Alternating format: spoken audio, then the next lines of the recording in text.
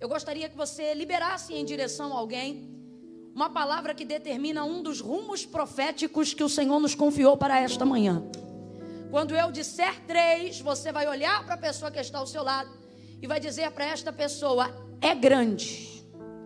Calma que eu não contei até 3 ainda. Você vai dizer: é grande.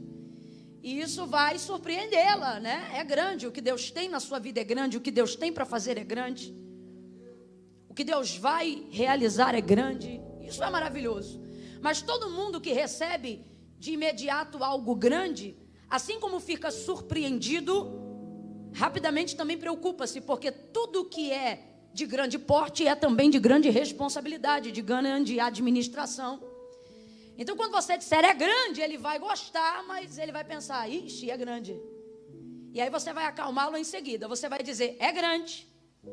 Primeiro vai dar a ele consciência da responsabilidade e vai dizer: vai abalar. Vai abalar, porque se é grande, vai abalar. E aí vai terminar acalmando ele ou ela, dizendo: mas não vai naufragar. Quem entendeu, diga amém. Então, quando eu disser 3, você vai dizer: é grande, vai abalar, mas não vai naufragar. É grande, vai abalar, mas não vai naufragar. É 1, é 2, é 3, vai. É grande, vai abalar. Não vai afundar. Diga glória a Deus. Diga glória a Deus. Não vai afundar. Diz assim, verso 1 em diante do capítulo 5 de Lucas: apertando a multidão para ouvir a palavra de Deus, estava ele junto ao lago de Genezaré, e viu 2 barcos. Quantos barcos, igreja? Quantos barcos? Viu 2 barcos à beira da praia do lago. Mas os pescadores, havendo desembarcado, lavavam as redes. E entrando em um dos barcos, que era o de Simão, pediu-lhe que o afastasse um pouco da praia, e assentando-se, ensinava do barco a multidão. Quando acabou de falar, disse a Simão: faze-te ao mar alto e lançai as vossas redes para pescar. E respondeu-lhe Simão: mestre, havendo trabalhado toda a noite, nada apanhamos, mas sobre a tua palavra lançarei as redes. E fazendo assim, colheram uma grande, diga comigo, grande, diga grande, uma grande quantidade de peixes, de modo que se rompia a rede. E precisavam fazer sinal aos companheiros que estavam no outro barco, para que fossem ajudá-los. E eles foram e encheram ambos os barcos, de maneira tal que quase, diga quase, isso, de maneira tal que quase iam a pique. Somente até aqui você diga amém. Diga graças a Deus por essa palavra. Agora eu vou contar de 1 a 3, e quando eu disser 3, eu gostaria que você liberasse em direção a alguém uma palavra que determina um dos rumos proféticos que o Senhor nos confiou para esta manhã. Quando eu disser 3, você vai olhar para a pessoa que está ao seu lado e vai dizer para esta pessoa: é grande. Calma que eu não contei até 3 ainda. Você vai dizer: é grande. E isso vai surpreendê-la, né? É grande. O que Deus tem na sua vida é grande. O que Deus tem para fazer é grande. O que Deus vai realizar é grande. Isso é maravilhoso. Mas todo mundo que recebe de imediato algo grande, assim como fica surpreendido, rapidamente também preocupa-se, porque tudo que é de grande porte é também de grande responsabilidade, de grande administração. Então, quando você disser é grande, ele vai gostar, mas ele vai pensar: ixi, é grande. E aí você vai acalmá-lo em seguida. Você vai dizer: é grande. Primeiro vai dar a ele consciência da responsabilidade e vai dizer: vai abalar. Vai abalar, porque se é grande, vai abalar. E aí vai terminar acalmando ele ou ela, dizendo: mas não vai naufragar. Quem entendeu, diga amém. Então, quando eu disser 3, você vai dizer: é grande, vai abalar, mas não vai naufragar. É grande, vai abalar, mas não vai naufragar. É 1, é 2, é 3, vai. É grande, vai abalar. Não vai afundar. Diga glória a Deus. Diga glória a Deus. Não vai afundar. A epígrafe da maioria das Bíblias, né? O pessoal que tem aí a parte em negrito em cima, vai estar quase que genericamente escrito a pesca maravilhosa. Esse é o contexto e o intitulado dessa mensagem, a pesca maravilhosa. É interessante que não é o milagre da pesca, não é a provisão da pesca, não, é a pesca maravilhosa. A grosso modo, o que é maravilhoso? Maravilhoso é quando eu preciso utilizar um predicado que seja melhor do que bom. E você diz, Camila, se eu precisar utilizar alguma coisa que seja melhor do que bom, eu digo que é ótimo. Mas se você precisa usar uma expressão verbal para enaltecer algo que é melhor do que bom, que é melhor do que ótimo, então você utiliza essa expressão. Você diz, olha, isto é maravilhoso.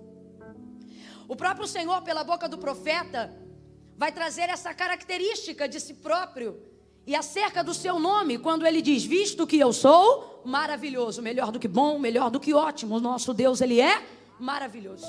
E um Deus maravilhoso é um Deus de maravilhas. Então esse milagre, ele fala muito mais do que apenas uma prestação de socorro. O milagre da pesca maravilhosa, ele fala sobre um Deus que provê e que manifesta coisas grandiosas além da esfera da necessidade. Eu não sei se por uma questão do nosso país ter passado e viver até hoje em áreas e em limites na margem da miserabilidade e da pobreza, a gente acabou criando uma forma de estudo teológico onde nos relacionamos com Deus dentro de um formato de muita necessidade. O pastor, ele falou hoje cedo sobre a questão da nossa visão paterna de Deus, ou melhor, sobre a responsabilidade paterna de Deus em relação a nós. Mas às vezes a gente tem uma visão muito equivocada da nossa visão de paternidade como Deus. Primeiro porque às vezes a gente está sobre a referência de um trauma, ou seja, um pai que nos deixou ou que só nos registrou, mas não nos deu absolutamente nenhuma assistência. E indiretamente por guardar isso no cognitivo, ainda que não esteja na nossa memória latente, a gente acaba reverberando isso na nossa comunicação com Deus, achando que o nosso Deus é um Deus provedor das nossas necessidades. E a nossa cabeça acaba trabalhando tanto nessa esfera, tanto nessa voltagem, que a gente nem se dá conta que mesmo diante de palavras claras e expressivas de como Deus deseja se relacionar conosco, ainda assim a gente acaba limitando esse relacionamento a uma provisão de necessidades. A gente começa a reproduzir como se isso fosse via de regra no relacionamento de Deus para conosco, dizendo que Deus só supre as nossas necessidades, dizendo que Deus não faz o que a gente deseja, mas só faz o que a gente precisa. Isso é um equívoco muito grande, para não dizer uma incoerência muito grande, porque você, por exemplo, está com um calçado que não é necessariamente um chinelo. Você não tem, por exemplo, só uma saia ou uma calça para vestir. Até aquela pessoa que está aqui nesta manhã, que tem uma vida financeira em momento de aflição, de dificuldade, até ela pode escolher entre o que comer. Se vai comer angu ou se vai comer uma sardinha frita, ainda que seja um alimento simples. Então assim, o mesmo corpo que se alimenta de uma picanha maturada é o mesmo que se alimenta de angu. Mas mesmo assim, Deus cumpre os desejos do seu coração. Quem aqui nunca ouviu o testemunho de alguém que recebeu a provisão de algo que desejava comer? Ou seja, a sua vida não dependia da sustentabilidade daquele alimento, porque você tinha outros, mas Deus te trouxe para refrigerar a alma, para alegrar teu coração, para mostrar que Ele tem pensamentos mais altos do que os céus, como foi dito pela boca do profeta, infinitamente mais do que pedimos ou pensamos. E vamos mais além quando Ele diz: eu sei que pensamentos tenho de vós, diz o Senhor, pensamentos de paz e não de mal, para vos dar o fim que desejais. Mas a gente começa a se relacionar com Deus como se fosse via de regra, em que Ele se tornasse apenas o Deus do socorro. E com isso nos distanciamos dessa real paternidade de Deus. Quando o próprio Jesus vai dar uma palavra de direcionamento aos seus discípulos, e Ele vai dizer: eu não quero que vocês andem ansiosos por coisa alguma, nem pelo que comeremos, nem fiquem aí pensando o que beberemos ou o que vestiremos. Ele não diz o vosso socorro, Ele não diz o vosso provedor, Ele diz o vosso Pai que está no céu. Aí Ele usa exemplo da nossa paternidade terrena, e Ele diz assim: porque se vós, sendo maus, ou seja, na vossa natureza caída, se vocês, sendo maus, sabem dar coisas boas aos vossos filhos, qual dentre vós é o pai que, pedindo o filho um pão, lhe entrega uma pedra, ou pedindo um peixe, lhe entrega uma serpente? Se vós, sendo maus, sabeis dar coisas boas aos vossos filhos, que fará o vosso Pai que está no céu? Mas ao longo da nossa caminhada, limitamos o nosso relacionamento com Deus, achando que Ele é apenas um agente provedor, achando que Ele é um recurso espiritual para o desesperado, e com isso vamos apequenando, diminuindo, limitando o nível de relacionamento e de vontade que o próprio Deus tem de se relacionar conosco. Quando Jesus fala o que eu acabei de dizer acerca da ansiedade, da provisão diária, Ele está dizendo: ei, se vocês soubessem que o Pai que está no céu, Ele disponibiliza isso para vocês até sem vocês pedirem, vocês utilizavam o tempo de relacionamento para falar em outras coisas, para tocar em outros assuntos, para expressarem de outras necessidades. Eu vou falar bem rasgado e você vai entender. Crente que tem Deus como Pai, confessou Jesus Cristo como Senhor, crente e gente que entendeu a filiação que tem em Deus, em Cristo Jesus, ele não dobra joelho pedindo só arroz e feijão, ele dobra joelho e fala de sonhos do futuro, ele compartilha coisas que estão no âmago, no íntimo da alma. Deus está dizendo a alguém: quando você nem sabia o que era comida, quando você não tinha conta corrente, quando você não sabia como seria o seu futuro, eu já te alimentava, quando você mal me conhecia. Então agora use esse tempo para falar das grandezas daquilo que eu quero fazer. Oh, aleluia! Mas apequenamos, diminuímos, limitamos, porque alguém colocou isso na nossa cabeça em razão do padrão de miserabilidade que já passamos ou já vivemos, e diminuímos isso. E você diz: e Camila, qual é o perigo? Será que isso não manterá em nós um espírito humilde? Não. Isso colocará em você uma fé limitada, uma fé de dentro de uma caixinha, uma fé que nunca poderá viver coisas maiores, porque só tem fé para viver as necessárias. E Deus não quer e nem tem isso para nós. E por que que eu estou falando sobre isso baseado no texto de Lucas, capítulo 5? Porque Pedro é um pescador, é o que ele faz. Todo mundo que realiza, que faz alguma coisa, que trabalha, e ele não chegou nisso ontem, ele está nisso desde os dias dos seus pais. Então, veja bem, todo mundo que está envolvido em um ofício, que faz alguma coisa há muito tempo, tem itens ou coisas daquilo que faz dentro de casa. Por exemplo, você não chega na casa de uma costureira e não consegue achar nenhum pedaço de retalho de pano, porque ela é uma costureira. Se chegar na casa de um médico, vai ter alguns medicamentos lá. Você pode chegar na casa de um mecânico, ele pode ter a oficina no centro da cidade e a casa numa parte mais tranquila da cidade, mas você vai encontrar óleo de motor na casa dele, você vai encontrar uma porca em algum lugar, né? Um parafuso, uma vela em algum lugar, porque tudo aquilo que eu administro, que eu faço há muito tempo, você vai perceber na revelação daquilo que eu tenho em casa, o que eu sou ou parte daquilo que eu faço. Você não entra na casa do pastor e encontra uma Bíblia. Se ele te leva, uma Bíblia você encontra de decoração. Você entrar no escritório, vai ter atualizada, revista, corrigida, NVI. Você vai ver parte daquilo que ele faz e daquilo que ele é. Sobre essa perspectiva, entenda: a sobrevivência de Pedro daquele dia depende dessa pesca? Depende dessa pesca? Você acha que um pescador não tem peixe em casa? Você acha que um pescador não tem uma provisão familiar? Ou você acha que ele depende dessa pesca para comer aquele dia? Claro que não. Ah, Camila, mas a multidão que viria depois atrás de Jesus dependeria disso. Isso é uma outra questão. Eu estou falando de como o Senhor trabalhou com Pedro. Eu estou falando daquilo que cabia a Pedro. Ele não dependia disso. É por isso que deu a hora. Não deu resultado? Vou lavar a rede. Simplesmente por isso. Então, ele está lá lavando a rede e nisto vem chegando Jesus. E a visão antecipada que Jesus expressa sobre algo já determina o que ele vai fazer antes que faça. Se você estiver atento ao que Jesus olha, se você vê o que Jesus vê, na capacidade de visão de Jesus, tudo aquilo que ele vê pertence a um cenário de milagre. Tudo aquilo que ele vê está encaixado dentro de um propósito. Camila, eu não entendi. Eu não estou falando dos olhos de Deus que passeiam sobre a terra. Eu estou falando quando os olhos de Deus, quando os olhos de Jesus, quando os olhos de Deus estão sobre alguém para um momento, para alguma coisa.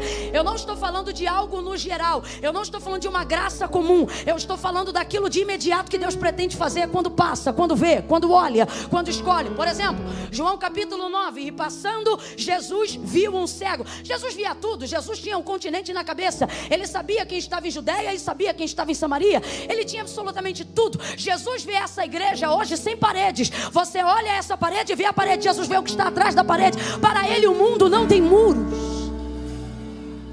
Ele vê a terra com um olhar e atravessa o globo e sabe o que está embaixo do firmamento. E se olhar de baixo para cima, ele vê o que está acima das mais altas nuvens do céu, do trono onde Deus ocupa.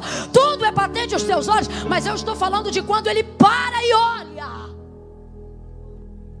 João 9, passando, Jesus viu um cego. Aí dali você já sabe, teve milagre, teve glória, teve sinagoga, teve escândalo, espetáculo, perdão, para a glória de Deus. Porque ele viu. Se Jesus vê, se você ouvir a palavra de Deus expressando o que ele vê, pode entender que tudo que está na sua visão e ao alcance do seu olhar será movido.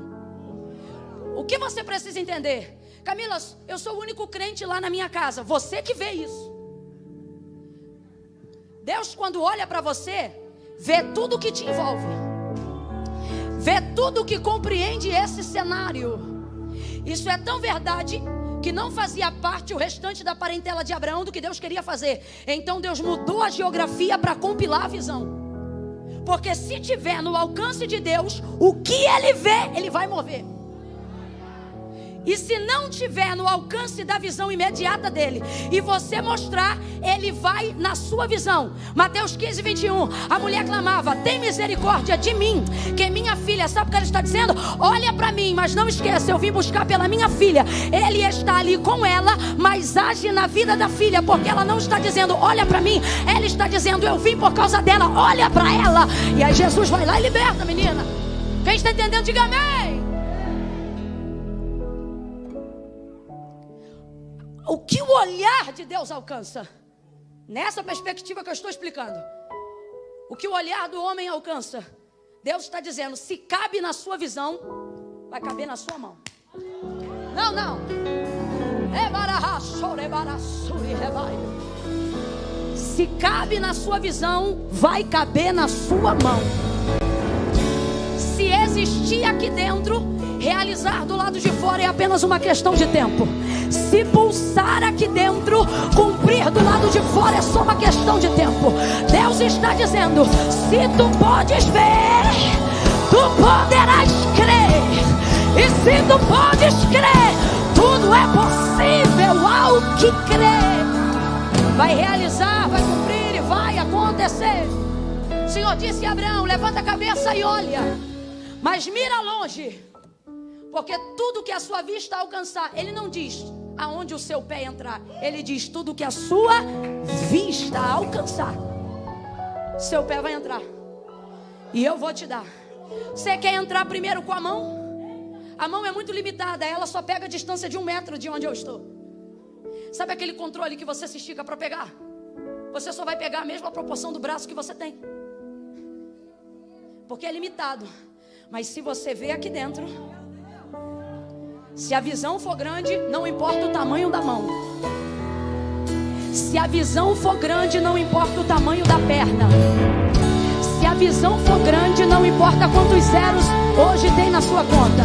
Se a visão for grande, não importa se está no positivo ou no negativo. Se a visão for grande, não interessa se está no leito acamado. Se a visão for grande, não importa se pegou Covid-19. Se a visão for grande, você vai levantar dessa cama. Se a visão for grande, Deus vai visitar esta família. Se a visão for grande, o seu pé vai pisar, sua mão vai alcançar. A IMAF tem fé para crer no que eu vou dizer. Se a visão for grande, esse prédio não vai comportar o que Deus vai fazer aqui. Vai reverberar na grande São Paulo, vai reverberar no interior de São Paulo. E quando alguém perguntar dinheiro, vocês vão dizer não. A gente tinha muita visão. A gente tinha visão.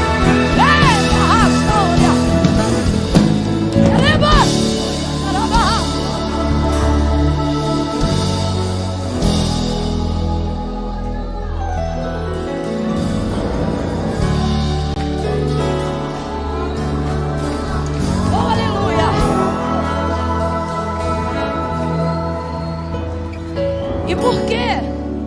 Que é necessário que nós compreendamos a necessidade de termos uma visão panorâmica. Uma visão panorâmica. Lembra aí da característica do seu celular? Tem uma partezinha nas modalidades de fotografia, aonde uma delas está escrito foto panorâmica. É a capacidade de conseguir, através de um único instrumento, pegar uma visão total ou a maior parte da visão de um lugar. Se você tem um celular um pouquinho mais goiaba, ele só vai pegar 180. Se você já está numa visão, se você já tem um celular mais pan, ele pega até 360. Se você tem a GoPro, você pega de cima e fecha embaixo. Isso tudo vai depender do instrumento que você tem. Isso vai depender da perspectiva, do ângulo que você vê. Então veja bem, quando Jesus chega à beira daquela praia, o texto já diz o que ele vê. Chegando, viu quantos barcos? Você vai ver ele ministrando o tempo todo de um em um e para um, que é o de Pedro. Mas você não pode esquecer, você não pode se emocionar com o durante e esquecer o que ele viu antes. Porque ele só vai trabalhar em cima daquilo que ele viu. Então, se ele já te mostrou o que ele viu, se ele já compartilhou com você a visão, você não pode se emocionar que só o seu barco está em atividade. Você tem que entender que ele viu dois. E se ele viu dois, tem obra para os dois, milagre para os dois. Porque ele está compreendendo todos os participantes dentro daquilo que ele viu na mesma visão, mesmo que esteja utilizando o barco de um só. Agora, como é que isso vai acontecer? A primeira coisa, e é por isso que a gente precisa corrigir esse sofisma teológico que a gente foi desenvolvendo ao longo do tempo, de que Deus só trabalha de acordo com a necessidade. E por que precisamos dissolver isso para viver as coisas grandes da parte do Senhor, para compreender a visão que Deus tem a nosso respeito, para ver aquilo que Deus está vendo e quer revelar a nós? Precisamos dissolver isso, porque Deus trabalha segundo a medida da nossa fé. Então, se você limita, isto também vem de maneira limitada para você. O poder é limitado, a glória é limitada, a revelação é limitada. E, sobretudo, há um mecanismo para a realização de milagre. Camila, um mecanismo. Se eu fosse traduzir isso agora como se fosse uma aula, eu não utilizaria apenas o critério da soberana vontade de Deus, mas eu falaria para você metodologicamente e sistematicamente que há um mecanismo para a realização de milagres. E a primeira base para a realização de milagres, Camila, isso está disponível para aprendizado? Está na Bíblia Sagrada. O primeiro comportamento, a primeira virada de chave de mente, a primeira coisa que precisamos dissolver para aprender a expressão da verdade para a realização de milagres é esse: Deus não trabalha só para a necessidade. Não é via de regra que Deus só faça milagre para quem precisa. E eu, estabelecendo que isso não é via de regra, estabelecerei agora algo que de certo é via de regra. O que, Camila? Milagre não é para quem precisa, é para quem deseja. Vou mais além. Milagre não é para quem precisa, milagre é para quem espera. Há uma expectativa para que haja milagre. Se não houver expectativa, não haverá milagre. Por quê? Deus não faz milagre nem por causa de mim e nem por causa da minha necessidade. O que move Deus a fazer milagre é a revelação de sua glória. Perguntaram: Rabi, quem pecou? Ele ou os pais para que nascesse cego? João 9. Jesus diz: nem ele nem seus pais, mas isto aconteceu para que se manifeste nele a glória de Deus. Aquele homem tinha mais de 30 anos de idade e ele já estava habituado a não ver, mas mesmo assim Jesus vai lhe abrir a visão. Ele era cego de nascença, nunca viu, e não faria falta ver depois de 30 anos sem ver, mas mesmo assim Jesus lhe abriu a visão. Se você olhar, o homem não pediu para ver. Se você olhar, o homem não suplicou para ver. Se você olhar, ele não chamou Jesus. Foi Jesus que parou onde ele estava. Mas o que motivou Jesus a fazer milagre? Ele disse: nem por causa do pai, nem por causa da mãe, e nem por causa dele. Isto vai acontecer agora para a glória do meu Pai que está no céu. Camilo, o que você está dizendo? Milagre não é realizado para preciosismo, para esfregar na cara de ninguém e dizer: eu tenho um testemunho. Não. Milagre é assim, porque dele, nele, por causa de mim não, por ele, para minha família não, para ele. São todas as coisas, todas as coisas, porque dele, nele, por ele, para ele, são todas as coisas. Qual é a expectativa que eu tenho para que Deus faça? Se a expectativa for correta, para a glória de seu nome, fará. E qual é a segunda coisa? Entender que eu não tenho que entrar na margem da miséria para provar riqueza. Qual é a segunda coisa? É isso. É compreender que eu não tenho que chegar à beira do abismo da morte para ter vida. É compreender que eu não tenho que chegar no limite da infelicidade conjugal para ver a ação de Deus na minha vida. Porque se você só adora e só motiva a sua expectativa de acordo com as suas necessidades, em pouco tempo você se rebelará contra o seu Deus. Porque se você baseia a ação favorável de Deus de acordo com as necessidades minhas ou de alguém, em pouco tempo você chegará à conclusão de que serve um Deus injusto. Porque você dirá: o outro precisa e não recebeu, o outro que não precisa está melhor do que o outro que necessitava. Você começará a indagar: por que tem tanta gente debaixo da ponte? Por que tem tanta gente que não sai do crack? Por que tem tanta gente de coração bom, mas de obras mais? E você começará a desenvolver a ideia de um Deus que ou age aleatoriamente, que não trabalha pautado na justiça e vai colocar isso na conta da soberania dele, ou então você vai chegar à conclusão de que não está servindo um Deus justo o suficiente, porque ele só age de acordo com as necessidades. E o pior, ele escolhe a quem vai ajudar de acordo com as necessidades, porque você vai ver gente que tem necessidade não recebendo milagre e nem provisão. Então nós precisamos compreender que milagre não é a mola propulsora, nem que necessidade não é a mola propulsora, nem a única via de regra que Deus utiliza para realizar milagre. Pedro tinha comida em casa, e se essas pessoas não comessem naquele dia, também não morreriam de fome. Mas ainda assim Deus fez algo maravilhoso por intermédio de seu Filho Jesus Cristo. Por quê, Camila? Porque havia em Pedro expectativa gerada depois da palavra pregada. E isso vai trazer a realização de milagre. Mas essa chave na nossa mente tem que virar. Essa ideia de que um Deus supridor de necessidades é apenas esse Deus que nós servimos. Lemos a carta de Paulo aos Filipenses, quando ele diz: porque o meu Deus, segundo as suas riquezas, vou tentar reproduzir fidedignamente como está escrito: porque o meu Deus, segundo as suas riquezas, suprirá todas as nossas necessidades em glória, por Cristo Jesus, seu Filho. Vou repetir, o que ele disse foi: porque o meu Deus, segundo as suas riquezas, suprirá todas as nossas necessidades em glória, por Cristo Jesus. É assim que está escrito, sim ou não? Sim ou não? É assim que está escrito. Mas olha como a gente interpreta: Deus vai suprir minhas necessidades. Está errado. Não é isso que está escrito. A interpretação está equivocada. Deus não está dizendo: eu vou suprir suas necessidades.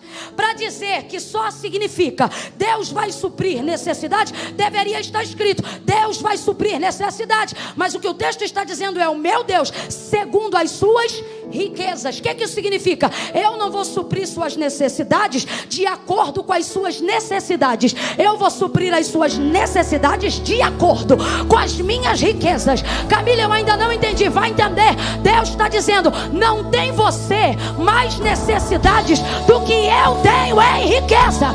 Eu não vou te dar o valor da conta para pagar. Eu vou te dar o que você precisa de sobra, para você saber que quem pagou a conta fui eu. Vai ser segundo a minha riqueza e não segundo a sua necessidade. Isso muda tudo. Isso muda absolutamente tudo. Isso muda tudo. Isso diz que eu não espero de Deus o pagamento de um boleto do mês. Isso diz que eu espero de Deus surpresas que eu nem sei quais serão, mas sei que serão. Chega Jesus, vê os 2 barcos, sobe em um, visão panorâmica ativada. Eu só vejo uma pessoa sentada em cada cadeira, mas isso sou eu. Como disse Deus a Samuel, eu, o Senhor, não vejo como o homem vê. O homem vê o que está diante dos seus olhos, eu, o Senhor, som do coração. Na minha visão humana, tem gente aqui que sentou sozinho, mas na visão de Deus tem gente que quando sentou, assentou-se também no coração. Pai, mãe, tio, sobrinho, filho, trouxe junto para o culto. Você olha para uma pessoa e só vê uma pessoa. Deus vê culto cheio até quando tem só 3. Porque Deus, quando olha para alguém, não vê só o que está diante dos nossos olhos, mas Deus vê toda a hereditariedade que essa pessoa carrega. Tudo aquilo que está na visão do nome que está revelado diante dos seus olhos.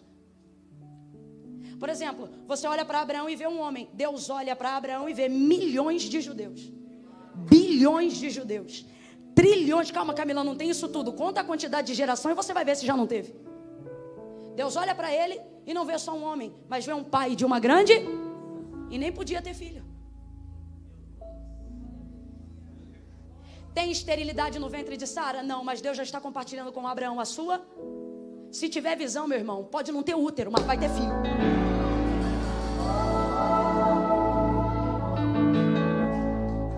Então Jesus chega, ativa a visão panorâmica.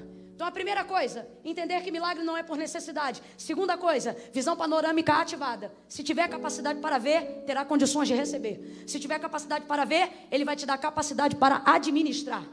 Camila, mas se é grande, como é que vai caber tudo na minha mão? Já olha para alguém e diz, não cabe. Não cabe. Camila, mas se é grande e não cabe, por que Deus vai me dar? Porque Deus não te fez para ser uma represa. Deus não te fez para ser uma caixa d'água. Vou falar mais rasgado. Deus te fez para ser canal. Deus te fez para ser um rio. Ele olhou para a mulher samaritana e Ele não disse para ela, dentro de ti brotará uma caixa d'água. Não, é a fonte sentada em cima da fonte dizendo, se tu crer vai nascer de você outro rio, que vai saltar para a vida eterna. Sabe o que Ele está dizendo? Quando eu confiar a você tudo que eu determinei sobre a tua vida, você não vai reter, vai passar por você e você nunca vai empobrecer. Porque até a maré baixa, mas o rio que abastece o mar não seca. Deus está dizendo, eu vou fazer de você um rio, eu vou fazer de você uma fonte, eu vou fazer de você um administrador de riqueza. Então já corrige a visão panorâmica dele e diga para ele, já vou te dizer, não cabe. É por isso que você não pode reter, senão a rede rasga. Não cabe. Jesus olha a visão, 2 barcos, escolhe o de Pedro. Por quê? Não sei. Tenho a menor ideia. Claro que o chamado era de Pedro, tem uma série de coisas, mas tem uma série de probabilidades. Então vamos ficar só com o que está escrito hoje.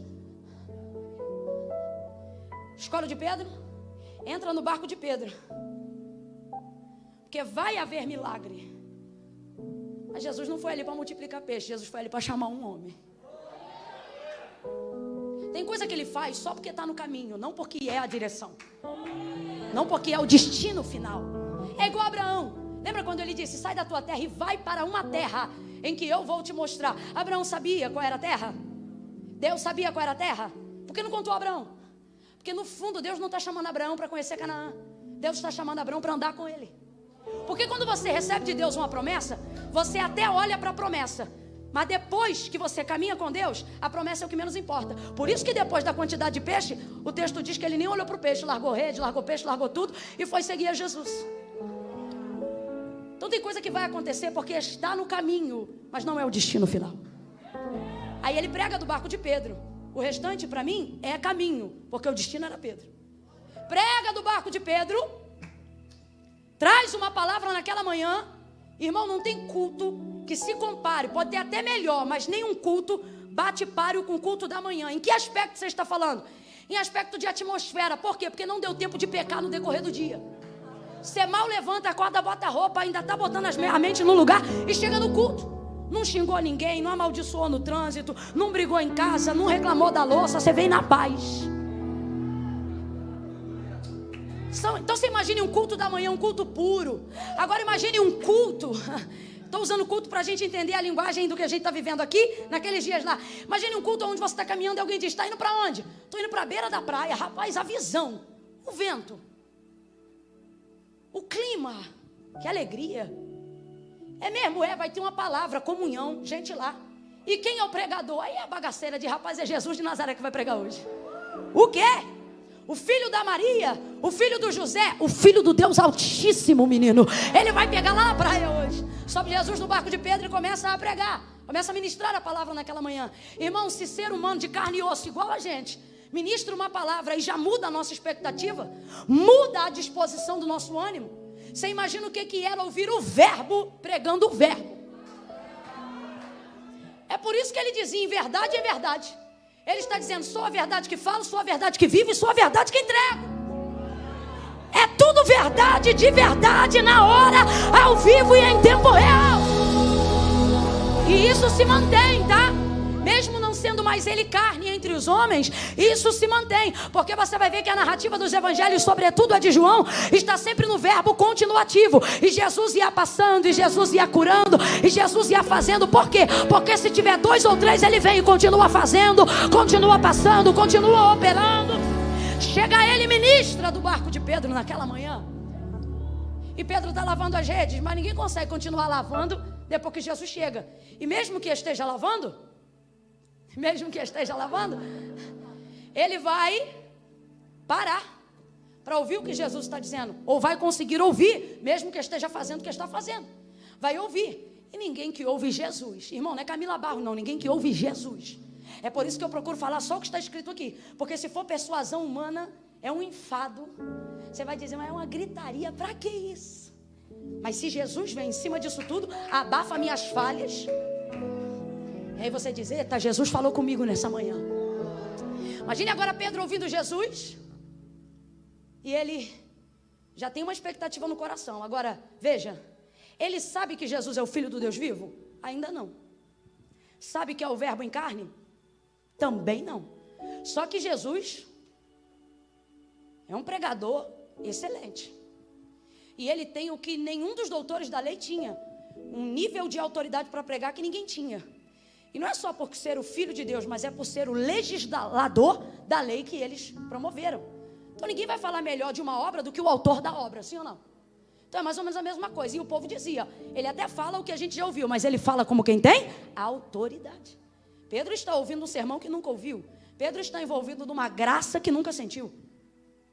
E quando ele vê, Jesus termina de trazer a palavra, o ensino daquela manhã, desce do barco, vira em direção a ele.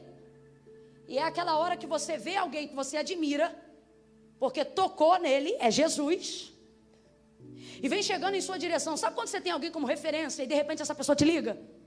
Já viu isso em programa de televisão? Você acha que alguém está muito alto, aí o telefone da tua casa toca, o apresentador está ao vivo e diz, é fulano, a pessoa diz, tá, e eu sou a fulana, e desliga na cara. Porque diz, é uma referência muito alta para estar perto de mim. Quando Jesus vem chegando, ele não anuncia quem é, mas Jesus traz uma multidão muito grande. Ele tem a massa com ele, então ele é importante. Será que é João Batista? Não, não é João Batista. Então quem é esse? Está aí, vai falar, todo mundo para ouvir. Ele tem uma popularidade impressionante. Esse homem merece atenção. Depois que ele termina de pregar ou de trazer a palavra, que palavra! Tudo isso vai gerando nele expectativa. E de repente, o homem dos milhares fita um. O homem dos muitos vai em um. É você sentir-se escolhido no meio da multidão. No meio da multidão. Eu imagino que o coração de Pedro já não está mais batendo aqui, já está batendo aqui. Sabe quando bate aqui? Tum, tum, tum, tum. Jesus chega diante dele e libera a palavra. Libera a palavra. Irmão, pode ter expectativa, mas ela só vai se realizar se corroborar com a palavra. Vamos lá. Pode ter expectativa, pode ter desejo, mas só vai realizar se houver palavra. Pode ter o Espírito Santo de Deus. Pode ser crente do manto, do remanto, do ré, do prá, do xabataca. Só vai cumprir se tiver palavra. Pode subir monte, virar no jejum, rapar a cabeça, fazer voto. Pode rapar a barba, jejum de Daniel. Pode fazer 7, 14, dobrar no 21. Se não tiver palavra, a palavra não torna a expectativa concreta. A palavra não torna a expectativa real. Vai ficar só no campo do sentimental. Vai ficar só na parte da imaginação. Só vai desenvolver o lúdico. Não vai tornar aquilo real. Rapaz, isso é tão sério, que até Deus impõe esse limite para o seu modo de operar. Gênesis 1: no princípio a terra era sem forma e vazia. O Espírito de Deus se movia. Tem Espírito ou não tem? Tem Espírito ou não tem? Tem, mas não tem luz. Tem Espírito, mas não tem árvore. Tem Espírito, mas não tem semente. Tem Espírito, mas não tem estrela. Tem Espírito, mas não tem sol. Tem Espírito, mas não tem lua. Camila, mas não tem o Espírito? É, não é de Satanás não. O texto diz: o Espírito de Deus se movia sobre a face das águas, sobre a face do abismo. Se movia onde? No meio das trevas. Duas verdades. Primeiro, não há treva dense que Deus não mova. Não entre e não faça. Ele entra onde Ele quer. Do Senhor é a terra, a sua plenitude, o mundo e aqueles que nele habitam. Camila, o auge da luz, Deus está? Está. E por isso disse Davi: se eu botar minha cama no mais profundo abismo, onde nascem as trevas, ali Ele também me vê. Se movia, mas não trouxe a realização de nada do que pesamos, respiramos, tocamos ou vivemos hoje. Quando foi que as coisas começaram a acontecer? Quando houve Espírito? Não, Espírito é necessário porque gera expectativa. Reage, mas só reage a uma coisa: reage à palavra. Então, enquanto tinha Espírito, mas não havia. Por isso que tem gente que é do ré, é do prá, tem Espírito. Sobe monte, desce monte, mas na hora da palavra dá um comichão nele. Não aguenta a palavra. Não ora a palavra, não prega a palavra, não canta a palavra, não estuda a palavra, não ministra a palavra, não vive a palavra. Então ele só tem expectativa. O que é expectativa? Pressão de Coca-Cola. Parece que vai, mas baixa. Só expectativa. Agora, se houver a palavra, aí o texto diz: logo após as densas trevas, e disse Deus. Palavra. Haja luz. E houve luz. Pedro, obviamente, tem uma expectativa, mas ainda não tem uma. Vem, gente, ainda não tem uma palavra. É por isso que você não pode entrar na igreja de cara como um pedinte, olhar para Deus e dizer: eu preciso de dinheiro. Olhar para Deus e dizer: eu preciso de saúde. Olhar para Deus e dizer: eu preciso trocar de carro, eu preciso disso ou daquilo. Ei, tem que ser como Pedro: basta uma palavra. Basta uma palavra. O Senhor está dizendo: se tiver palavra, vai ter saúde. Se tiver palavra, vai haver prosperidade. Se tiver palavra, vai haver porta aberta. Se tiver palavra, vai haver mudança. Expectativa sem palavra é refrigerante. Agora, gerou expectativa, vem Jesus e diz: faze-te ao mar alto e lança as redes para pescar. E essa é a parte mais difícil e eu caminho para concluir aqui. Por que a parte mais difícil? É quando você gera expectativa em alguém, e nesse caso aqui em Jesus, em Deus, e você sabe que Ele tem poder para resolver tudo, a qualquer hora, a qualquer momento. Lavar a rede fala da frustração de um momento. Acabou, parou. Não tenho mais expectativa naquilo. Sim ou não? Sim, não tenho. Hoje não dá mais. O mar não dá para peixe. Só que Jesus vem e uma palavra dá a Ele uma motivação nova. Mas por que eu digo que é a parte mais difícil? Porque Jesus não está mandando Ele fazer uma coisa nova. Entenda. Ninguém precisa de uma nova expectativa para fazer uma coisa nova. Ninguém. Se você sabe que vai fazer ou vai ter uma coisa nova, você não se prepara para aquilo, não, é natural. Compra uma roupa nova, você pode não ter lugar para ir, você vai inventar um lugar só para botar roupa. Sim ou não? Sim ou não? Porque a roupa é nova e tudo aquilo que é novo te dá uma expectativa igualmente nova. E por que essa parte é a parte mais difícil para a execução de um milagre? Porque a gente quer ver milagre e quer que Deus faça algo novo, porque não acreditamos nos métodos que já conhecemos e ficamos frustrados quando damos continuidade fazendo aquilo que é certo, mas percebendo que mesmo fazendo o que é certo, a coisa não dá certo. Então você não quer continuar fazendo o que você sabe fazer. Você não quer continuar entrando onde você entra, pregando o que você prega, orando o que você ora. Porque você está em busca de um resultado.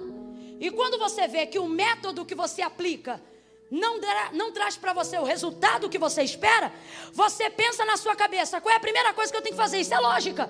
Mudar o método, sim ou não?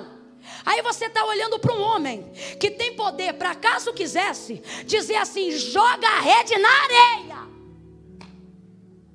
Podia ou não podia? Se ele quisesse, podia ou não podia? E hoje a ciência ia dar um jeito de explicar isso. E Pedro jogasse na areia e quando puxasse, tivesse peixe pulando no deserto. Não, Deus faz. Você cria a expectativa de que Deus vai te dar um método novo, porque você está cansado de ser esse velho pregador. Porque você está cansado de ministrar a palavra desse jeito. Porque você está cansado de fazer sempre as mesmas orações e ver que as pessoas que são alvo das mesmas orações ainda não se salvaram, ainda não se libertaram, ainda não se converteram. Você está cansado de orar na mesma casa e ver que não consegue mudar de casa. Você está cansado de orar para Deus combater o mesmo tipo de pecado e percebe-se ainda amarrado a vícios e maus hábitos. Então, quando você vê que o método não dá o resultado esperado, tudo o que você espera de Deus é que Ele altere o método para você conseguir o resultado. Então você vem no domingo de manhã buscando de Deus um método. Você ora a Deus buscando de Deus uma nova direção. Você busca a Deus dizendo: faz o que o Senhor nunca fez, faz alguma coisa nova. Então você cria essa expectativa. Por quê? Porque Deus pode, porque Deus é, porque Deus faz, porque Ele é novidade. Mas a parte mais complicada é quando eu espero de Deus o novo e Ele me diz: vai lá e pratica o velho. É muito difícil. Por quê? Porque ninguém precisa de uma expectativa nova para fazer uma coisa nova. Mas quando Deus quer chamar alguém, Ele afere a maturidade dessa pessoa, Ele afere as habilidades dessa pessoa. Ele está te chamando dentro do conjunto do que você pertence. Então Ele não quer desfazer de você para te chamar. Ele te chamou justamente por causa do que você faz. Então não é da vontade de Deus mudar tudo para te chamar. É da vontade de Deus usar o que você tem, trabalhar com quem você é. Porque o que levou ele a essa praia não foi apenas buscar um homem, mas buscar um pescador. Camila, como é que você sabe disso? Porque ele não disse: vem comigo. Ele disse: venha pescar homens. Deus está associando aquilo que Ele faz, aquilo que Deus quer fazer. E por que é essa parte difícil? Porque você está buscando de Deus um método novo. E essa parte é muito difícil. É quando Deus olha para você e você diz: eita, Deus vai fazer algo novo. Aí Deus diz: vai lá e continue orando por esse mesmo marido. Como? Do mesmo jeito que você vem orando. É difícil. Quando você pertence a um ministério que não é esse, vai ver, está visitando aqui nessa manhã. E aí você diz: eu vim hoje aqui receber uma direção, porque eu quero saber se eu saio da minha igreja para ir para a igreja X ou Y. Aí Deus usa a boca da pregadora por intermédio da palavra e Ele diz assim: nem para X nem para Y. Continua adorando na sua igreja, continua orando na sua igreja, continua ministrando na sua igreja. É mais fácil para quem está aqui hoje dizer: Deus, me dá motivação para que eu consiga um casamento. Sabe o que é difícil? Orar a Deus hoje e dizer: Deus, me dá uma motivação nova para continuar convivendo com esta mulher antiga. Porque mulher não envelhece. Eu preciso... Ei, você acha nobre viver algo novo? Sabe o que é nobre? Ver um pastor que foi inserido no contexto pastoral, ver ele se frustrar como pastor, ver ele cair como pastor, ver ele se levantar como pastor. Quando eu digo cair é tentar. Ver ele oscilar como pastor, ver um dia a igreja dele está cheia, outro dia a igreja dele está vazia, e você sentar na cadeira com ele, ver a frustração de quem está lavando uma rede, e você perguntar: pastor, o que você gostaria de ser se você não fosse pastor? E ele olhar para você, e apesar de dirigir uma igreja há tanto tempo, e ter embate com tantos problemas que se repetem, traições, decepções, picuinhas, disputas e etc. E ele poder dizer: eu poderia ser empresário, eu poderia ser advogado, eu poderia ter idade ainda para correr atrás de um currículo, para fazer isso ou aquilo, mas ele olha com os olhos brilhando para você. Ele está pegado no giraia, como diz o pentecostal.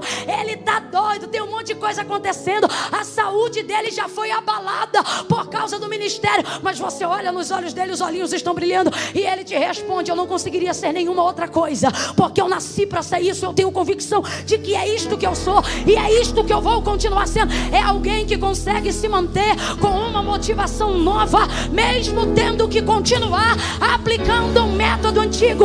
Deus está dizendo a alguém: você não precisa de orações novas, você precisa de uma expectativa nova.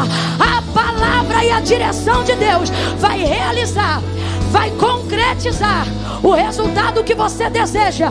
Mas para isso, Deus não precisa te dar uma nova esposa. Deus não precisa fazer você ter um novo filho para te fazer esquecer as decepções do anterior. Você não precisa trocar de igreja para viver o renascimento do seu ministério. E por que essa é a parte mais complicada? Porque eu espero que Deus me diga algo novo e Ele diz: vai lá e continue fazendo o velho.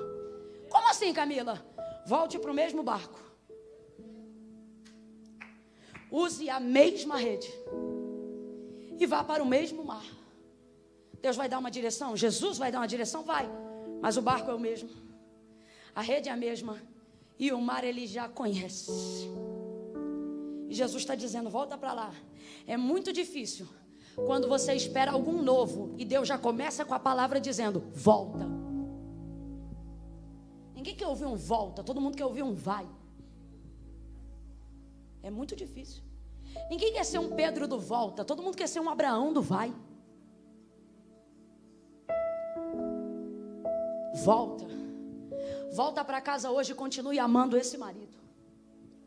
Volte para casa hoje e continue investindo nesse filho. Qual, Camilo? Do boletim das notas vermelhas? Volte e continue pagando a faculdade para ele. Camila, mas não está dando resultado.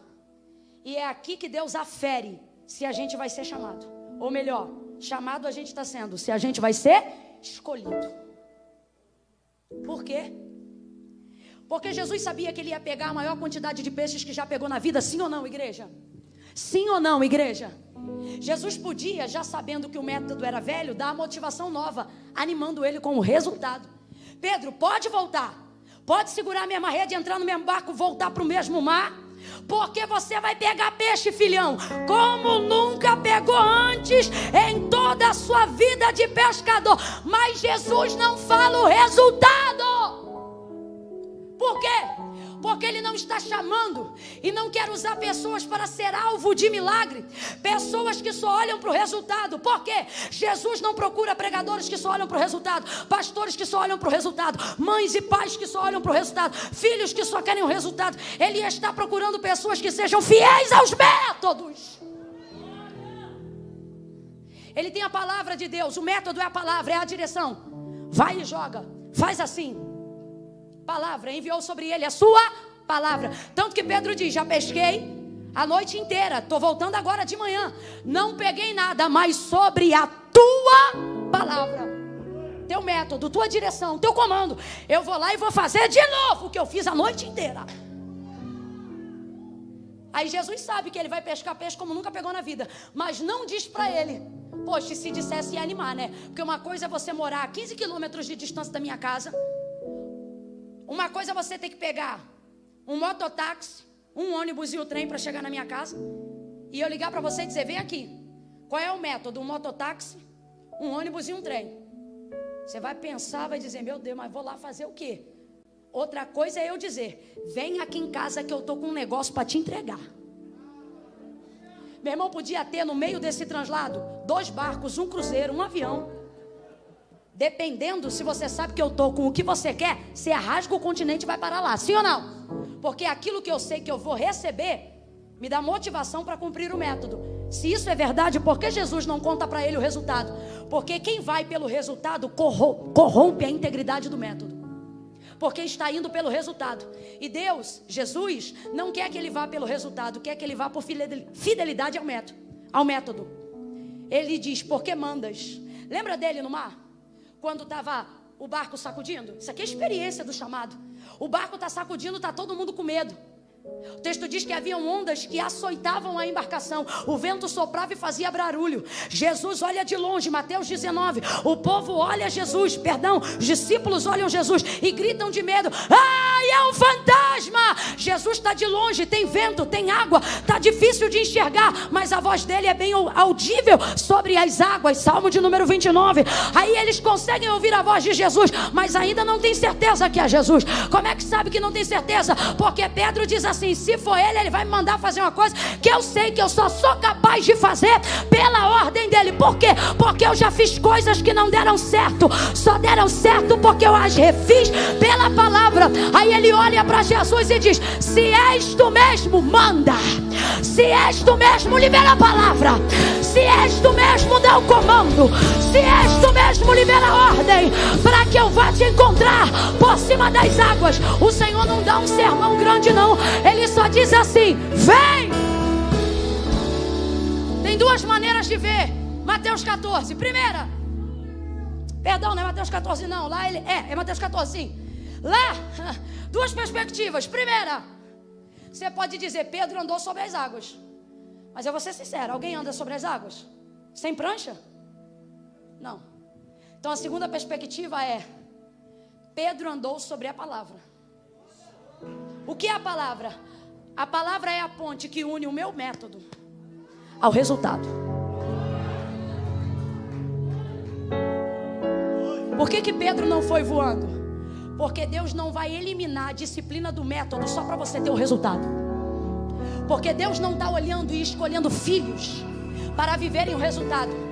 Deus está levantando filhos para saberem se eles são disciplinados, para saber se eles são submetidos, para saber se eles são subordinados à sua palavra. Por quê? Porque haverá momentos que você vai ter que ter coragem de executar a palavra sem ter expectativa no resultado. É Jeremias, vai lá e fala, mas o povo não vai crer. Mas eu não te chamei para dar resultado, eu te chamei para cumprir o método. Entrega a palavra.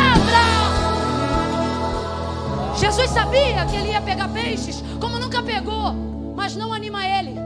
É por isso que tem gente frustrada e arrebentada. E que fique.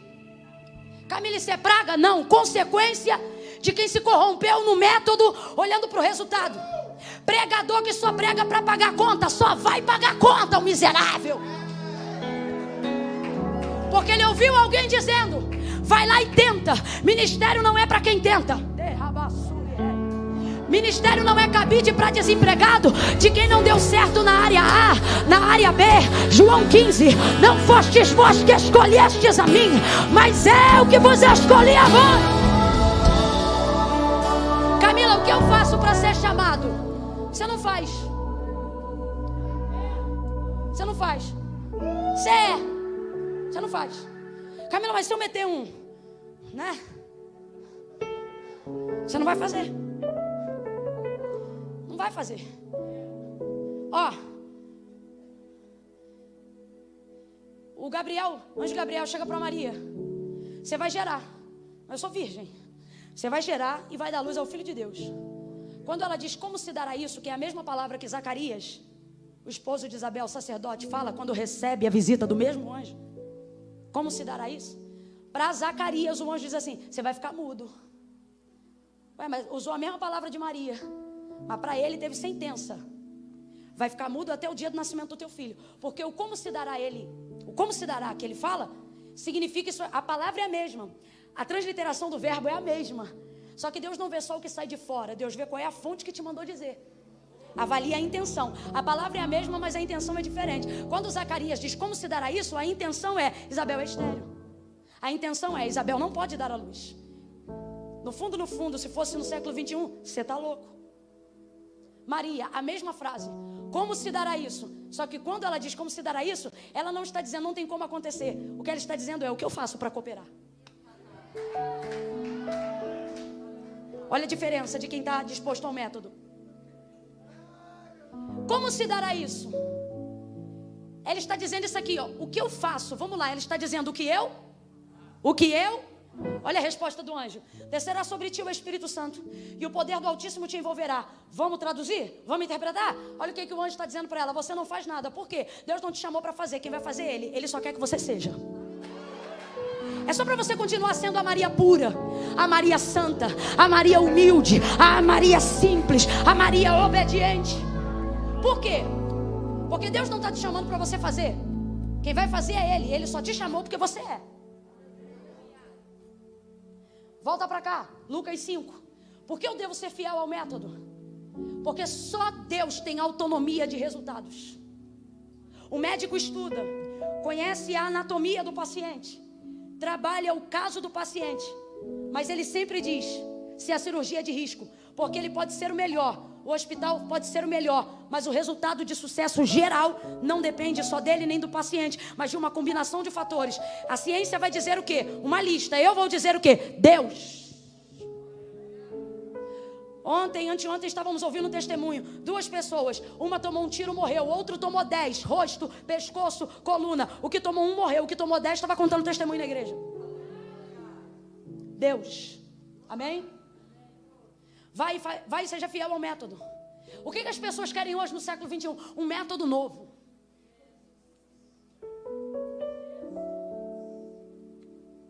Porque a gente acha que vai alterar o resultado. Olha, pregue assim, pregue assado, faça assim, faça assado. Seja isso, seja aquilo. Isso aqui é muito sério. Guarde o que eu vou lhe dizer se você não gravar nada do que eu falei nessa 1 hora e 20 minutos. Nada do que eu falei você gravou, grave isso. Nem tudo que está dando certo significa que foi feito do jeito certo.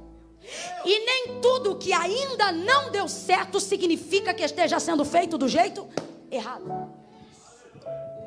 Só que tudo vai depender se você quer fazer o certo ou se você só quer que dê certo. Se você só quer que dê certo, fazer o certo não será o suficiente, porque para quem só olha o fim, tudo justifica nos meios.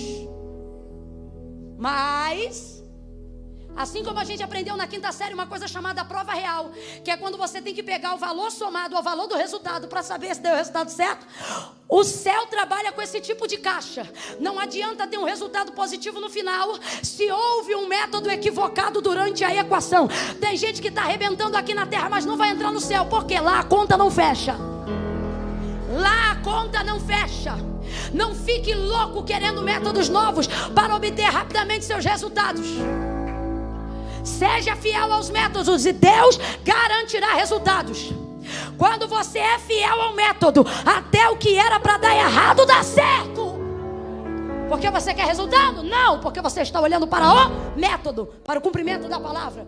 Isso aqui é muito sério. Eu vou usar alguém que eu tenho temor de usar o nome dele: Moisés. Não houve homem que chegou tão perto de Deus quanto Moisés chegou. E mesmo sendo ele quem era, Deus não deu a ele autonomia para mudar o método. Não se confunda. Sua intimidade com Deus não te dá autonomia para mudar as direções que Deus te dá. O que aconteceu? O povo com sede no deserto. Muita sede. Moisés, temos sede. Para que nos trouxe aqui? O que Moisés vai fazer? Vai pedir ajuda a Deus. Vai buscar um método. Vai buscar uma direção. Senhor, o povo tem sede. Moisés, aqui. Porque você não precisa ir para longe. Deus trabalha com o que você tem. Aqui uma rocha. Aqui uma rocha. Vai até a ela e fala. Você quer água? Vai à rocha e fala. Qual é o método? Vai à rocha aí? Vem, gente, qual é o método? Vai à rocha aí? Fala, esse é o método. Aí ele vai andando. Só que no meio do caminho o povo pressiona. Deus vai te dar um povo sempre para te testar. Porque nessa altura da vida, Moisés já era o homem mais manso, mas Israel era a nação mais rebelde. Então ele já era o mais manso e vez ou outra vai ser provado. Só que o povo começa a pressionar. Sabe por quê? A sociedade quer resultados. Vai lá na igreja tal, que lá uma oração muda a tua vida. Vai lá no profeta tal, entrega uma oferta X. Rapaz, você não sabe se é cristão ou se é macumba gospel. Tem todo um processo de simpatia evangelizada.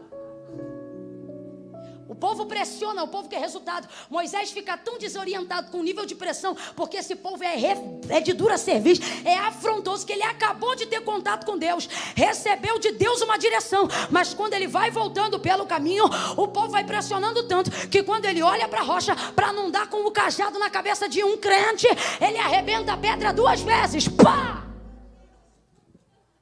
E deu água. Deu água ou não deu? Deu água ou não deu? O povo saciou ou não saciou? Todo mundo bebeu ou não bebeu? Bebeu. O povo está feliz ou não está? Teve resultado ou não teve? Responda para mim, deu certo sim ou não? Deu resultado? Mas ele foi fiel ao método? Moisés, olha como é que o povo está. Moisés, você é o cara. Moisés se arrebenta. Líder igual você não tem, Moisés. Moisés virou tudo, hein?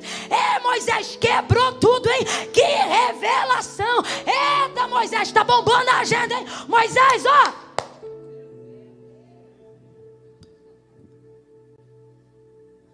Os funcionários aplaudem a empresa fraudulenta, porque ganharam um monte de cesta básica que foi roubo de um caminhão. Meu chefe é top! Deu pernil, deu isso, deu aquilo, aumentou meu salário 3 vezes, claro. Ele tem receita bruta e deveria dar 27% e 30% para o imposto de renda, mas ele come todo mês, todo ano. E você está lá dizendo, não importa, importa é que a gente está tendo resultado. Deus diz, Moisés, vem cá. Não te disse eu, fala a rocha, mas porque tu feriste,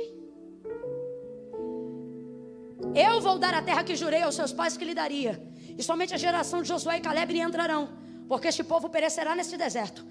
Mas tu, Moisés, não entrará. Vai ver, mas não vai entrar. Está vendo aquele monte? Sobe ali e morre lá. A quem muito é dado, muito é.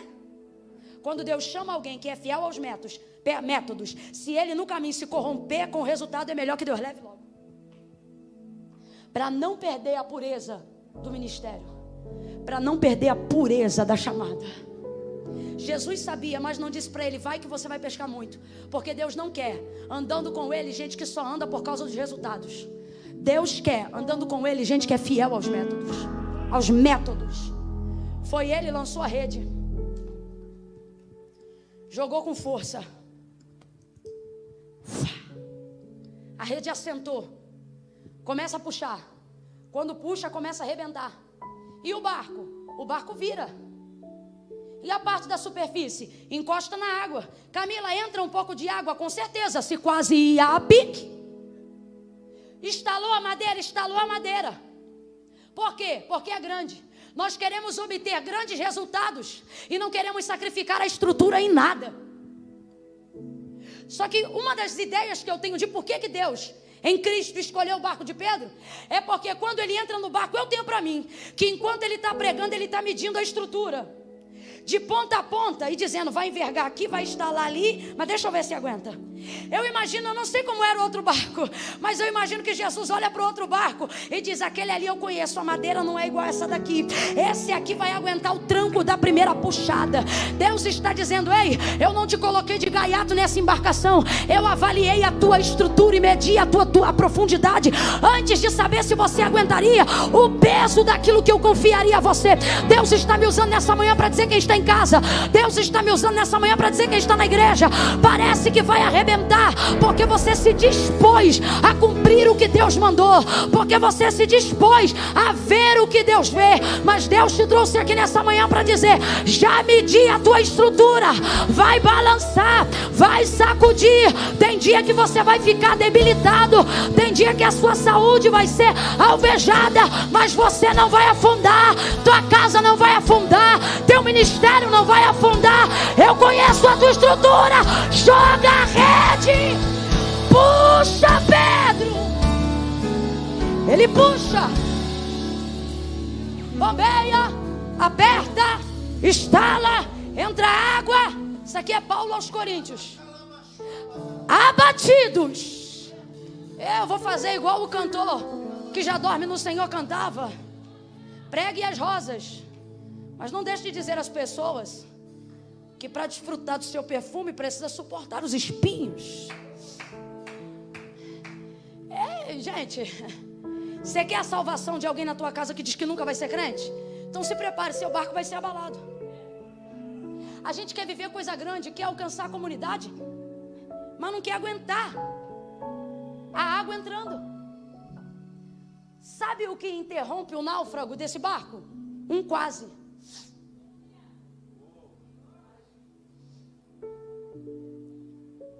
Deus vai elevar a extensão dos teus limites. Para quê?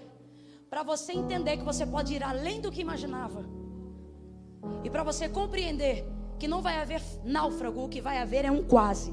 Tem gente aqui que vai contar testemunho depois de alguns dias e vai dizer assim, alguém vai dizer, como é que aquilo aconteceu? Como é que você mudou do dia para a noite? Como é que isso ou aquilo aconteceu? Você vai dizer, você lembra que eu quase morri? Alguém vai olhar para você e vai dizer, menino, mas teu carro deu perda total. Tu não foi para o hospital? Ficou internado não sei quantos dias? Pois é, foi quase. Tem gente aqui que já está com a papelada do divórcio pronta, mas ainda não conseguiu assinar. E nem vai. Deus vai rasgar isso. E só permitiu chegar nesse limite para você contar o testemunho e dizer, foi quase. Tem gente aqui que estava na prévia de cancelar um CNPJ. Mas Deus nesta manhã está dizendo, eu só deixei acumular alguns boletos para no final do testemunho todo mundo saber que você tinha estrutura para aguentar essa parada. Quase. Deus vai interromper os náufragos da nossa vida com um quase. Parece que vai morrer, mas não vai morrer. Parece que vai separar, mas não vai separar. Parece que o ministério vai acabar, mas não vai acabar. Deus está entrando com um quase na tua história nessa manhã. E o que ele precisou fazer? Sinal aos outros barcos. Porque quando Jesus chegou na praia, ele não viu só o barco de Pedro, ele viu? Fez sinal. Olha para quem está do teu lado para fechar e diga para ele, se não me chamar, vai rasgar.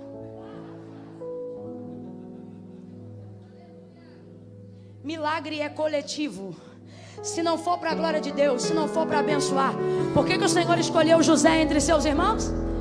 Porque eles podiam até ter sonhos, mas os sonhos de José eram únicos, que começavam com a palavra estávamos. Ele está dizendo, o sonho é meu, mas tem lugar para todo mundo. O barco é meu, a rede é minha, mas o milagre é nosso. O milagre é nosso. Pedro levanta a mão, faz sinal. O barquinho vem chegando, pega na rede junto com ele. Olha para quem está do teu lado e diz, deixa eu pegar que fica mais fácil. Deixa eu pegar, eu quero aproveitar.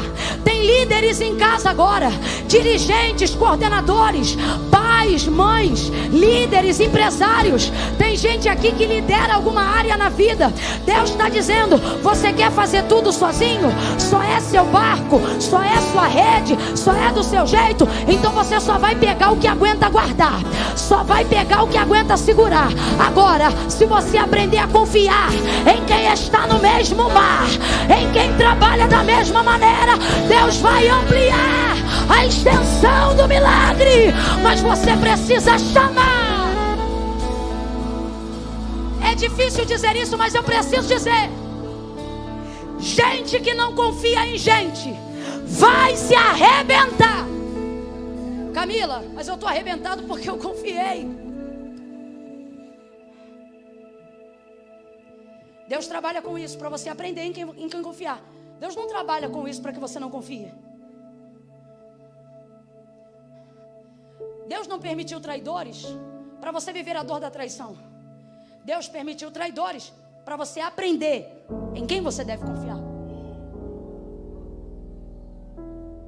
Deus não te isolou, Deus está te ensinando a selecionar. O trauma está dizendo, ó, não conta para ninguém. Fica aí. Vive tudo sozinho.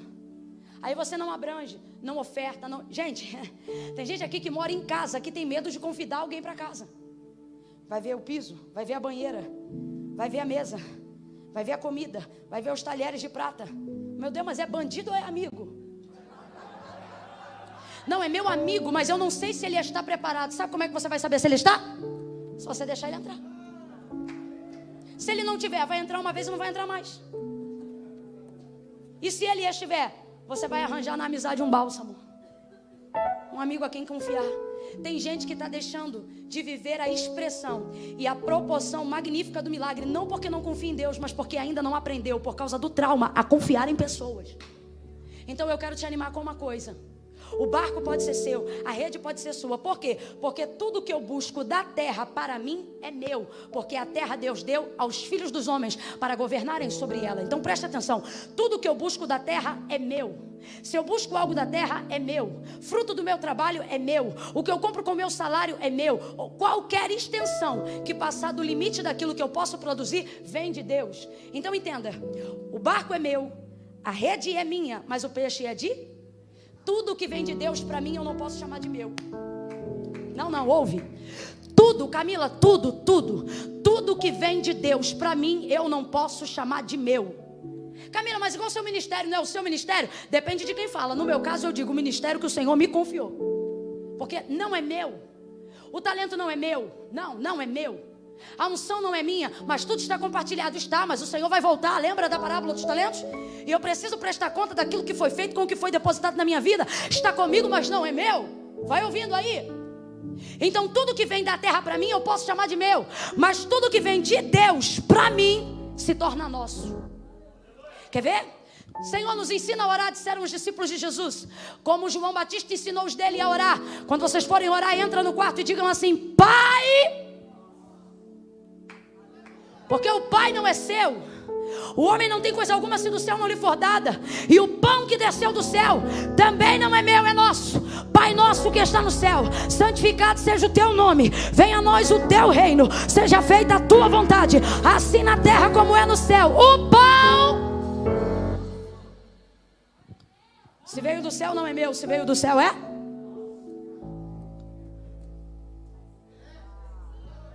Pedro, o barco é seu. A rede é sua. Ops, a fé é sua. Mas o milagre é? Olha para o teu irmão e diz: deixa eu puxar com você. A empresa é sua, mas o milagre é nosso. É Deus que está prosperando, então é nosso. O CNPJ é seu, mas a alegria é nossa. A glória é de Deus, mas a comunhão é nossa. Fica de pé do teu lugar em nome de Jesus. Aleluia.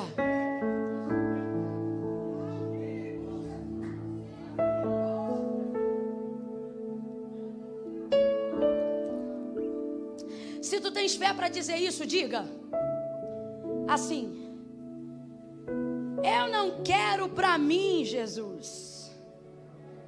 Ih, tá egoísta, hein? Diga assim: não é só para mim, Jesus. Melhorou. Diga: eu quero para todos nós. Senhor, eu não quero enriquecer para dizer eu tenho. Eu quero enriquecer para cobrir quem não tem.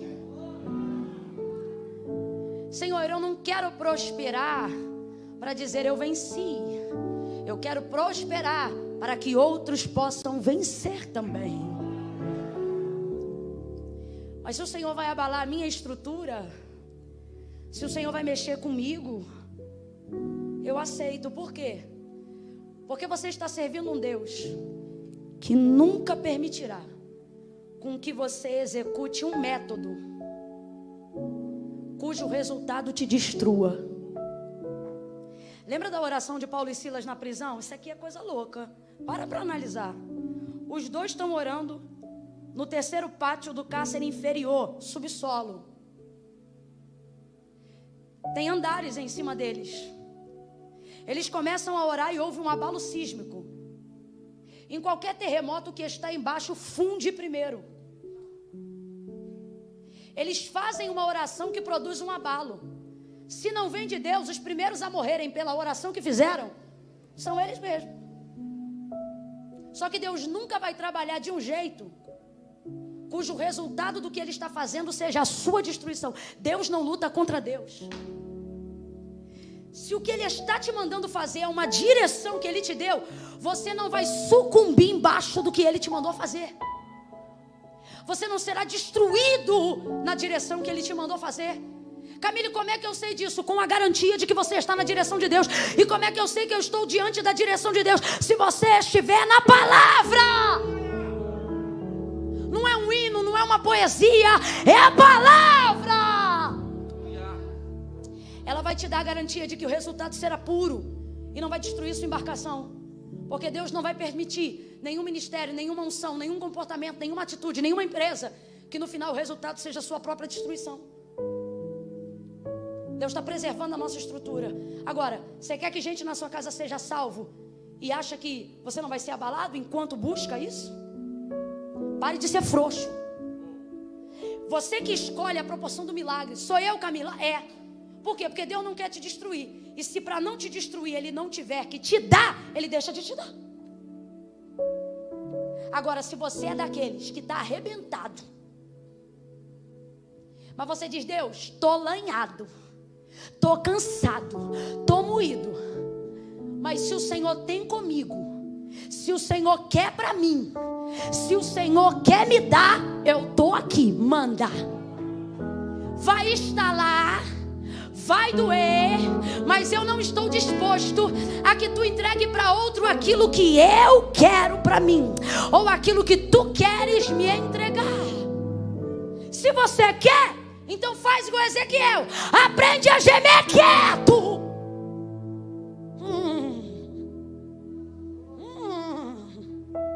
Aprende a dar o tudo bem da sunamita, tudo numa boa. O couro está comendo em casa, numa boa. Que isso, hipocrisia? Não. É que avaliando o que Deus vai fazer, já avalio o que eu vou passar. Mas como eu sei o que Deus vai fazer, vou passar. Vou passar. Você desculpa, mas Deus está mandando dizer exatamente isso. Não seja frouxa. Não seja frouxo. Ai, mas está doendo, toma uma dipirona. Ai, mas eu estou com raiva, quebra 3 pratos. Agora você vai abrir mão do que Deus quer te entregar só porque está abalando? Disse Paulo: abatidos, mas não, você não vai sair destruído disso. Você não vai sair arrebentado disso. A retaliação do processo tem limite. Deus não vai te privar da celebração. Você não vai ficar doente no dia do culto de ações de graça. O Deus que permite a ferida também vai trazer a cura. O Deus que permite o estreitamento também vai trazer a largueza. O Deus que te aperta também vai te dar folga. Mas suporte o processo. O milagre é grande, a visão é grande, a perspectiva é grande. O abalo não será pequeno, mas o milagre será maravilhoso. Maravilhoso, maravilhoso, maravilhoso, maravilhoso, maravilhoso, maravilhoso. O que Deus vai fazer é maravilhoso, maravilhoso, maravilhoso, maravilhoso. Alguém vai dizer: o que Deus fez foi bom. Você vai dizer: não. O que Deus fez foi ótimo. Você vai dizer: não. O que Deus fez foi excelente. Também não. Foi maravilhoso. Maravilhoso. Foi maravilhoso.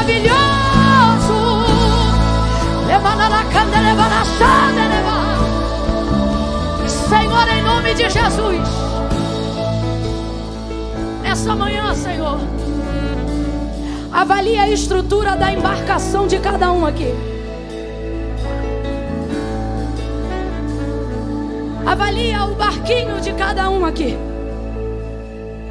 E se tu vês nele e nela estrutura para aguentar as grandes coisas do Senhor, faz tudo que lhe apraz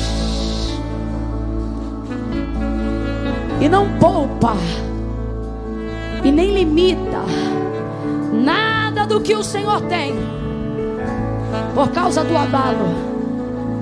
Em nome de Jesus, prepara corações aqui para começarem a compreender a envergadura da visão, a abrangência do milagre. Mostra para ele e para ela que ele e ela é apenas um barco, é apenas um instrumento de atuação para que o milagre seja compartilhado, para que a tua projeção seja reverberada na cidade, no campo, na faculdade, na empresa, em casa, na igreja.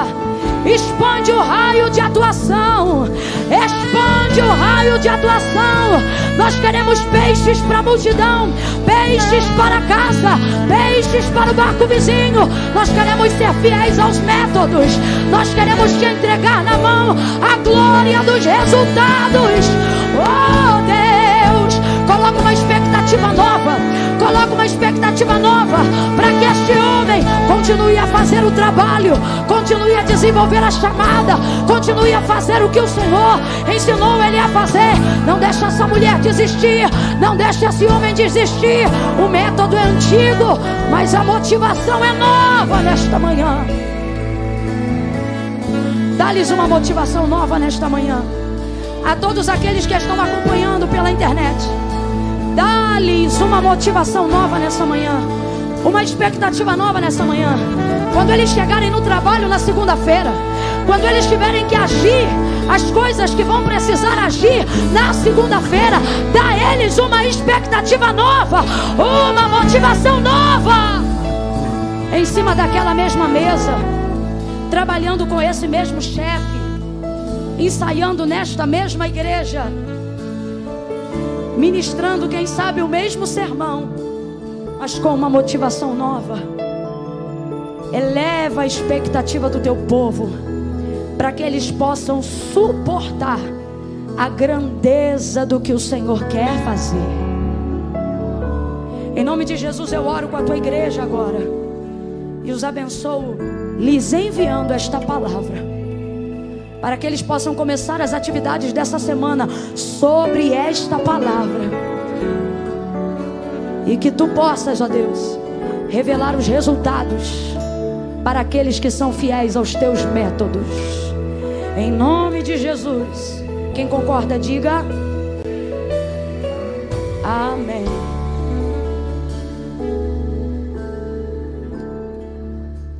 Pastor, eu posso chamar o ministério de louvor só para um refrão? Só para um refrão. Enquanto eles vão adorar apenas um refrão, bem rapidinho, porém não será insignificante. Será curto, mas não será pequeno. Será pouco, mas será relevante. Camila, que música que é? Eu não sei. Vai ser um refrão do que vocês sabem. E vai funcionar assim, eu vou contar de 1 a 3. Quando eu disser 3, se aqui dentro tiver alguém que acredita nos resultados, mas ainda não conseguiu abraçar os resultados, porque não consegue ser fiel aos métodos. De quem você está falando, Camila? De gente que está na igreja nessa manhã de domingo, mas se afastou dos caminhos do Senhor. Aí você veio porque queria receber de Deus uma palavra e recebeu. Só que você precisa ser fiel à palavra que você recebeu. Se você crê, executa. E sabe qual é a maneira de viver o resultado? Sendo fiel ao método. E qual é o método? Não foi Camila nem igreja que inventou, foi Jesus. Jesus disse: aquele que me confessar diante dos homens, eu também o confessarei diante do meu Pai que está no céu. Olha o que ele diz: mas aquele que se envergonhar de mim diante dos homens. Por quê? Porque o maior problema de quem não confessa Jesus como Senhor não é porque não crê, tanto crê que está aqui. Tem gente que está acompanhando na live, que podia estar botando qualquer som para rolar em casa, mas parou nessa manhã, está almoçando com o prato diante da mesa, mas não consegue comer, porque está sendo alimentado pela palavra. Aí eu pergunto assim: você é crente? A pessoa diz: não, só gosto de ouvir. Mas eu te afirmo, você é crente. Porém, ser crente não faz de você salvo, porque crente, os demônios também são e estremecem ao som de seu nome, do nome de Jesus. Para ser salvo, tem que confessar. Aí você diz: Camila, não precisa não, eu vou ficar aqui no meu lugar porque Deus sabe do meu coração. Sabe, mas não concorda. Porque não foi Camila, foi Jesus que disse: quem me confessar diante dos homens, eu o confessarei diante do meu Pai que está no céu. Olha o que ele diz: mas aquele que se envergonhar. Por que envergonhar? Porque o maior problema das pessoas não executarem o método da confissão para alcançarem a salvação, não é porque elas não creem, é porque elas têm vergonha. Então assim, eu creio, só não vou porque eu tenho vergonha. Eu creio, só não confesso porque tenho vergonha. É por isso que o Senhor diz: também vai ficar envergonhado. Camila, então o que eu faço se eu tenho vergonha? Eu também tinha. Eu vim para o altar de Deus com um palmo de bermuda, com uma camisete piu-piu e uma bermuda Saint-Tropez. E minha barriga nunca foi sarada, era uma visão do inferno. Mas eu fui. Camila, foi com vergonha? Fui. Por quê? Porque a vergonha é passageira, é só no ato. A salvação é eterna. Então você não pode, por causa do que é passageiro, perder aquilo que é eterno. Você que está em casa, eu quero pedir que abram os comentários do chat de quem estiver acompanhando a transmissão ao vivo agora. Porque se você está em casa e se afastou dos caminhos do Senhor, se você está aí aonde quer que você esteja, no fone, na televisão, no celular, eu vou contar de 1 a 3. E quando eu disser 3, eu só quero que se manifeste com confissão, dizendo: eu, fulano de tal, entrego a vida hoje para Cristo. Quem reconhece que está afastado, quem sabe que se desviou dos caminhos do Senhor. Camila, eu sou de uma igreja aqui perto. Vou escrever porque eu quero oração. Não escreve que eu não estou te chamando. Camila, eu estou aqui na igreja, eu sou do ministério vizinho, vim aqui para receber. Posso ir aí no altar? Não vem que eu não estou te chamando. Eu só estou chamando quem sabe. Camila, foi para mim, me afastei. Camila, me distanciei. A minha rede arrebentou. Eu me perdi dos propósitos. Eu cansei de ver gente dando certo, fazendo errado. Aí eu me cansei de fazer o certo. Mas hoje eu quero consertar. Está afastado, está distante. Não vem com essa de que está no coração, não. Confessa. Camila, eu preciso falar alguma coisa aqui? Não. Quando você vier, eu vou entender que isso é sua confissão pública de fé, porque estou sendo específica no convite. Para quem está em casa, vai começar a subir. Quem quiser entregar a vida para Jesus. Eu, Camila, assim. Eu, fulano de tal, confesso Jesus como meu Senhor hoje. Ou eu, fulana de tal, entrego minha vida, volto para os caminhos do Senhor hoje. Camila, e o restante que está acompanhando a live, digita, manda a oração, reverbera a palavra de Deus pela fibra ótica, manda a palavra de Deus para os satélites de transmissão. Começa a colocar a oração aí, começa a dizer: convence Jesus. Eu conto 1, toda a igreja local levanta a mão direita para o céu e começa a orar. Jesus quer salvar nessa manhã, Jesus quer libertar nessa manhã, Jesus quer trazer de volta aos métodos antigos. Eu conto 2. Não finge que está orando, não. É melhor um crente que não ora do que um que finge que ora. Levanta a mão e começa a orar. Começa a orar. 2,5. Camila, eu estou aqui, sou eu. É você? 3. Enquanto o ministério de louvor adora, tira o pé do chão e volta para a casa do Pai hoje. E você na internet, volta. Vamos lá. A oração vai orar por todas essas pessoas. Já pode orar? Amém, então. Igreja, levante a sua mão. Que igreja incrível. Vocês têm que conhecer essa igreja. É porque eu sou do Rio, mas não sei não. Levante a sua mão. Tem gente que ainda está no lugar e diz assim: Camila, para mim servir a Deus é coisa séria. Você acha que eu estou brincando, menino? Não, Camila, é porque eu não sou casada. E vai continuar enrolada. Porque você não se conserta para vir. Você vem e depois conserta. E você não conserta, não consegue consertar, não é porque não quer. É porque Jesus disse: sem mim, nada podeis fazer. Camila, é que eu tenho uma situação tico-tico no fubá. Pois eu te digo, vem você, o tico-tico e o fubá. Talvez você está em casa e está dizendo: Camila, minha situação é mais grave. Ontem eu pedi 50 gramas de cocaína. Estou aqui ouvindo a palavra, mas eu sei onde está guardado. Eu não estou mandando você pegar a droga e jogar fora agora. Quem convence é o Espírito. Eu estou mandando você pegar a sua vida e não jogar fora, e entregar para Jesus agora. Levante a sua mão. Nós vamos orar por todas aquelas que aceitaram, que confessaram, que voltaram. E por aquelas que vão ouvir isso depois e vão entregar a vida para Jesus também. E por esse homem que teve coragem de trazer o barco dele, a rede dele.